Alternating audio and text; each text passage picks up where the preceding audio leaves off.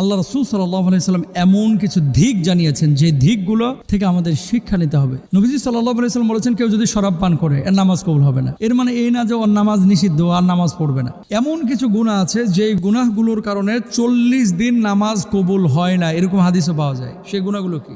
অবলীলায় এগুলো চলছে গুলিস্তানে, অবলীলায় চলছে জেলা শহরে, অবলীলায় চলছে মাজারগুলোতে, কিন্তু মানুষ বিশ্বাস করছে এগুলো। আল্লাহর হাবিব সাল্লাল্লাহু আলাইহি সাল্লাম এগুলো নিষেধ করেছেন। সেটা কি? রাসূল সাল্লাল্লাহু আলাইহি ওয়াসাল্লাম তিনি বলছেন, যে ব্যক্তি কোনো আররাফ গণক বা জ্যোতিষীর কাছে গেল এবং তাকে কোনো বিষয় জিজ্ঞাসা করলো, তার 40 রাতের কোনো সালাত কবুল করা হবে না। 40 রাতের মানে 40 রাত মানে বুঝছেন তো, দিন রাত মিলে আর কি।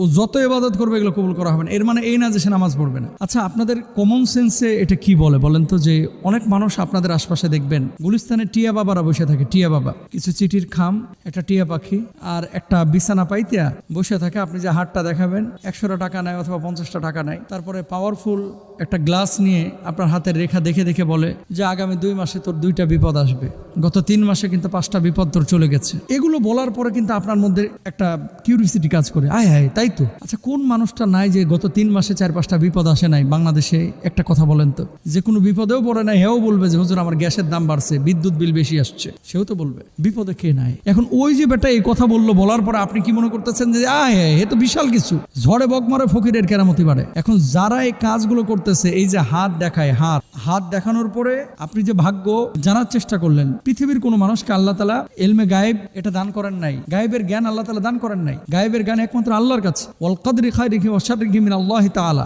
ভালো মন্দ সবকিছু আল্লাহ নিয়ন্ত্রণ করে। সুতরাং কোনো জ্যোতিষী, কোনো গণক, কোনো এই যে বাবা, এদের ধারে কাছে যাওয়া যাবে না।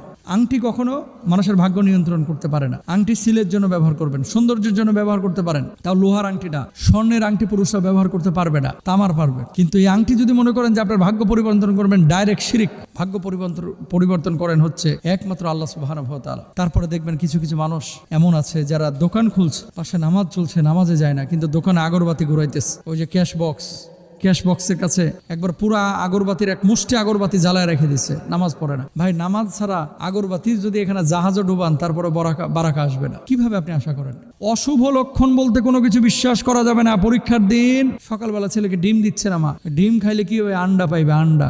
ডাহা মিশা কথা। কোকিল ডাকতেছে, কয় বাড়িতে মেহমান আসবে। কাউয়া ডাকতেছে, কয় না জানি বাড়ির ভিতরে আজকে কি খারাপই আছে। বাড়ি থেকে বাইর হচ্ছে, বিড়াল দৌড় মারছে, কয় আজকে আর বাইর হয় না, বিড়াল দৌড় মারছে, না জানি তোমার কপালে খারাপই আছে। কে বলছে এগুলো? ভণ্ডামি। এগুলো বিশ্বাস করবেন না। এই সমস্ত জিনিস যদি বিশ্বাস করেন, আপনার ইবাদতের মধ্যে শিরিক আসবে, সমস্ত নামাজের প্রতিদানগুলো নষ্ট হয়ে যাবে। মনে রাখবেন, ভালো মন্দ সবকিছু নিয়ন্ত্রণ করেন একমাত্র আল্লাহ সুবহানাহু ওয়া তাআলা। কোনো কবিরাজ, কোনো জ্যোতিষী, কোনো গণক